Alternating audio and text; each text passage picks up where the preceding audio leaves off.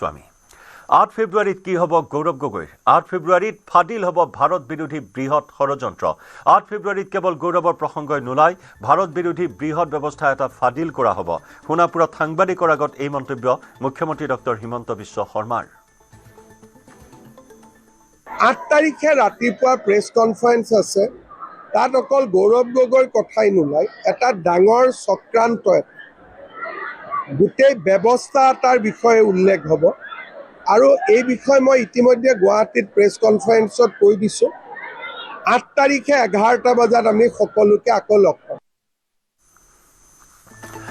অখিল গগৈৰ চৰকাৰ আৰু 500 বছৰ পাছতো নাহে কংগ্ৰেছৰ চৰকাৰ বাংলাদেশ নাইবা পাকিস্তানতহে হ'ব 8 ফেব্ৰুৱাৰীৰ পাছত মোক গালি পাৰিবলৈ লগ লৈছে তিনি গগৈ গালি পৰাৰ লগ বিচাৰি অখিল লুৰিনৰ কাষ চাপিছে গৌৰৱ অখিল লুৰিনলৈ মোৰ পৰামৰ্শ সুবিধাটো এতিয়াই লৈ লওক 8 ফেব্ৰুৱাৰীৰ পাছত অখিল লুৰিনৰ গুৰুত্ব নাথাকিব বুলি মন্তব্য মুখ্যমন্ত্ৰীৰ তেওঁলোকৰ চৰকাৰ হয় পাকিস্তানত আহিব নহলে বাংলাদেশত আহিব অখিল গগৈ চৰকাৰ অসমত আৰু 500 বছৰ পিছতো নাহে মোৰ পৰা লিখি লওক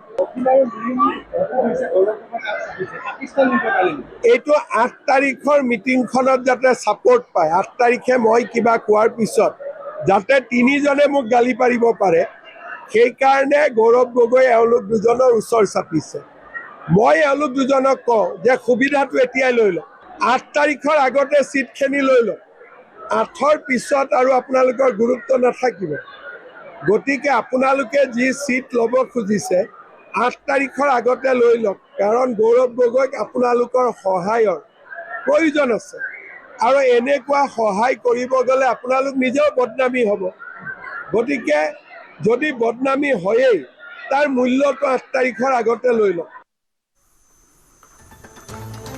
বাংলাদেশৰ পৰা অহা মিয়াক মই ভয় কৰোঁ নেকি দিল্লীত কেছ দিয়া কোনোবা হৰ্ষ মাণ্ডেৰক মই ভয় কৰোঁ নেকি মই মাৰ গাখীৰ খাই ডাঙৰ হৈছোঁ বুলি পুনৰ মিয়াক হুংকাৰ দিলে মুখ্যমন্ত্ৰী ডক্টৰ শৰ্মাই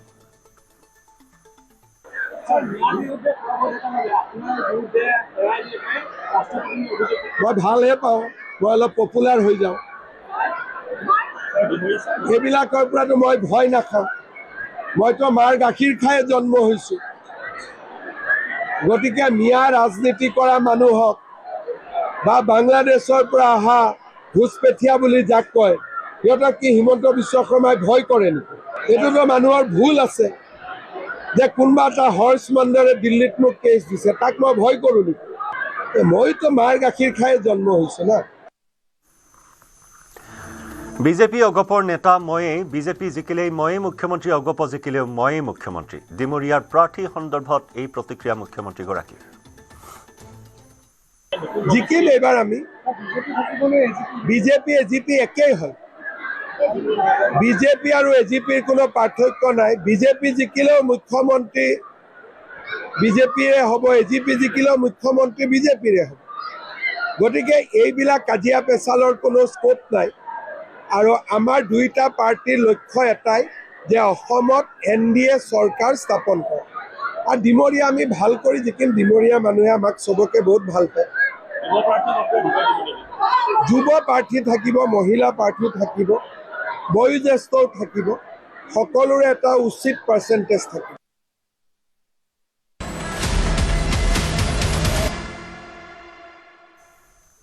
বৰাক উপত্যকাৰ হাইলাকান্দিত প্ৰশাসনৰ উচ্ছেদ অভিযান হাইলাকান্দিৰ ঘাৰমুৰা সংৰক্ষিত বনাঞ্চলৰ দামচৰাত উচ্ছেদ অভিযান সংৰক্ষিত বনাঞ্চলত অবৈধভাৱে বাস কৰা 522টা পৰিয়ালৰ ঘৰত উচ্ছেদ প্ৰশাসনৰ 35খন এক্সিভিটৰ 1500ৰো অধিক নিৰাপত্তাৰক্ষী 2 শতাধিক বন বিভাগৰ কৰ্মীৰ সমৰসজ্জাৰে উচ্ছেদ অভিযান প্ৰশাসনৰ অবৈধভাৱে দখল কৰা 2800 বিঘা ভূমিত প্ৰশাসনৰ উচ্ছেদ প্ৰায় 2 মাহ পূৰ্বেই উচ্ছেদৰ জাননী লাভ কৰাৰ পিছতেই অধিকাংশ পৰিয়ালে ঘৰ-বাৰী এৰি আঁতৰি গৈছে 4 ফেব্ৰুৱাৰীলৈকে চলিবলগীয়া এই অভিযানত মুঠ 522টা পৰিয়াল উচ্ছেদ কৰাৰ লক্ষ্য লৈ বন বিভাগ আৰু জিলা প্ৰশাসন নামিছে উচ্ছেদ অভিযানত সমগ্ৰ এলেকাত 7টা বিভাগত বিভক্ত কৰি উচ্ছেদ চলাইছে প্ৰশাসনে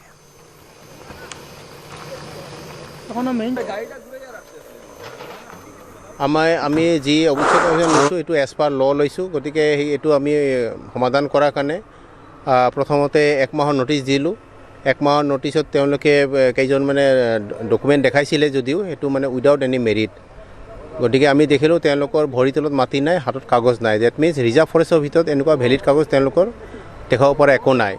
গতিকে একমাহ পিছত তেওঁলোকক আমি কৈছোঁ, আকৌ মাইকিং কৰিছোঁ। তাৰপিছত তেওঁলোকক মহামান্য আদালতে 10 দিন টাইম দিছিলে, সময়সীমা বান্ধি দিছিলে।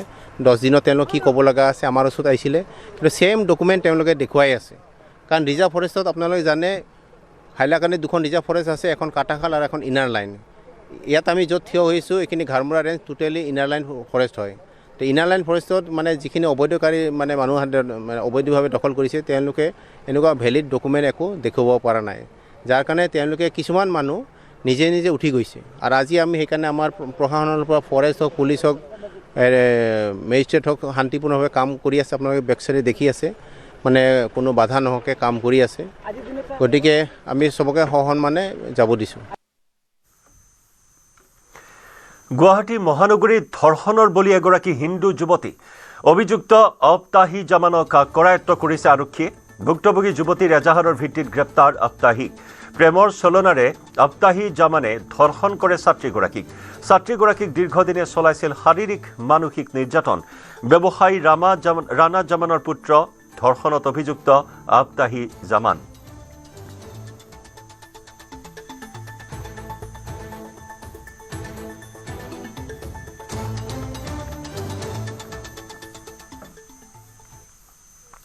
আৰু ইফালে বাক্সাৰ শিমলা আৰক্ষী থানাৰ অন্তৰ্গত লাওখাটাত কিশোৰীক ধৰ্ষণ।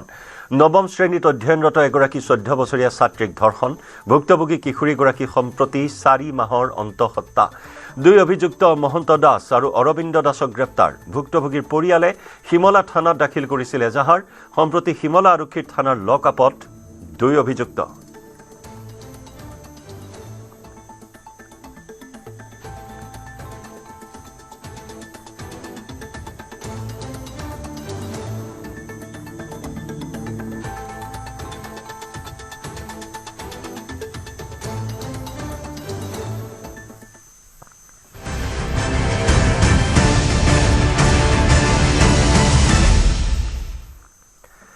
বিশ্বত বহুলভাৱে ব্যৱহৃত হৈছে কৃত্ৰিম বুদ্ধিমত্তা।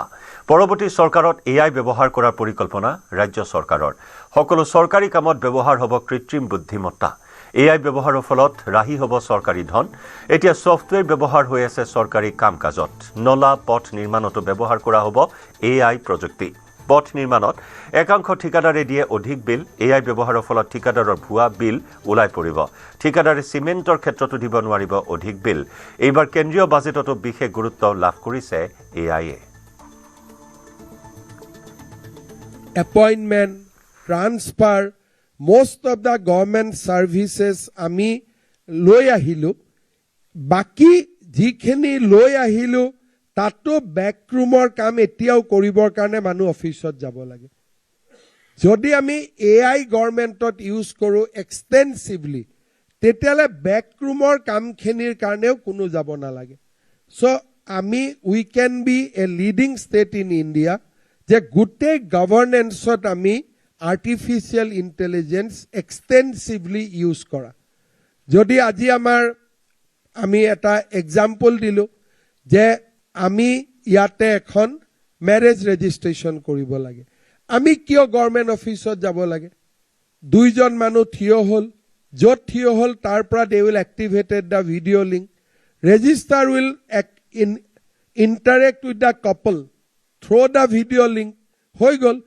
যদি স্পেচিয়েল মেৰেজ এক্ট হয় then will not do that. But normal Hindu marriage act, হোমত বিয়া হৈয়ে গৈছে, আমেৰিকা ইংলেণ্ডত যোৱাৰ আগতে এখন ৰেজিষ্ট্ৰেশ্যন চাৰ্টিফিকেট লাগে, জাষ্ট এ ফৰ্মেলিটি। সেইটোৰ কাৰণে মানুহজনে 10 দিন যাব লাগে in the office of district commissioner. কিন্তু আমি যদি কওঁ যে এপইণ্টমেণ্ট, আৰু এপইণ্টমেণ্টটো মানুহজনে নিদিয়ে, কেপাচিটি লিখা থাকিব যে ডেইলি 6 এপইণ্টমেণ্ট। চ' এআইয়ে এপইণ্টমেণ্টটো ফিক্স কৰি দিব। অফিচাৰজন বাধ্য যে 11টা বজাত my appointment is already fixed. Sub ৰেজিষ্টাৰজনে লোড কৰি থৈ দিব যে আই কেন ডু 6 এপইণ্টমেণ্ট, 10টাৰ পৰা 12টা। যোনে এপ্লাই কৰিব এআইয়ে ফিক্স কৰি দিব এপইণ্টমেণ্টটো। কাৰো কোনো কথা নাই, কোনেও বেয়া নাপায়। ধুনীয়াকৈ য'তে বহি আছে 2গৰাকী গিৰিয়েক ঘৈণীয়েক এক জেগাত থিয় হৈ গ'ল, যিখিনি প্ৰশ্ন কৰিব লগা আছিল কৰিলোঁ মেৰেজ চাৰ্টিফিকেট লগে লগে এপতে জেনেৰেট হৈ গ'ল আৰু গভৰ্ণমেণ্টক তেতিয়া মানুহে পইচাও দিব you will earn revenue also' গতিকে এই কামখিনি আপোনালোকে এইবাৰ এটা চেলেঞ্জ হিচাপে লওক যে নেক্সট 5 yearsত অসমত যাতে গভৰ্ণমেণ্টখন আমি একেবাৰে ইজি কৰি দিব পাৰোঁ